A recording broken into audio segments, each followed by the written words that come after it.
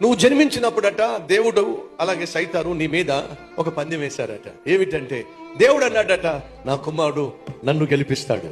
సైతాన్ అన్నాడట, లేదు లేదు, వాడు నీ కుమారుడే గాని నిన్ను కాదు, నన్ను గెలిపిస్తాడు. చూద్దాం ఎవరు గెలిపిస్తాడు మా అబ్బాయి. ఇప్పుడు ప్రొద్దున లేచినప్పటి నుంచి సాయంత్రం పడుకునేంత వరకు దేవుని బిడ్డలమైన మనం ఎవరిని గెలిపించాలి?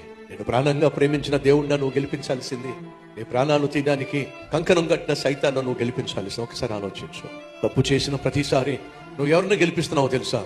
సాతాన్ని గెలిపిస్తున్నావు. నువ్వు తప్పు చేసినప్పుడు, పాపం చేసినప్పుడు, ఉదయం లేచినప్పటి నుంచి పడుకునేంత వరకు నోరు జారినా, అబద్ధం చెప్పినా, బూతు మాట నోట్లోంచి వచ్చినా, ఒకరితో గొడవ పడినా, లేదా కళ్ళను పాడు చేసుకున్నా, తలంపులు పాడు చేసుకున్నా, డబ్బులు కాజేసే ప్రయత్నం చేసినా, నువ్వు ఏ చిన్న తప్పు చేసినా, పెద్ద తప్పు చేసినా, నువ్వు ఎవరిని ఓడగడుతున్నావో తెలుసా?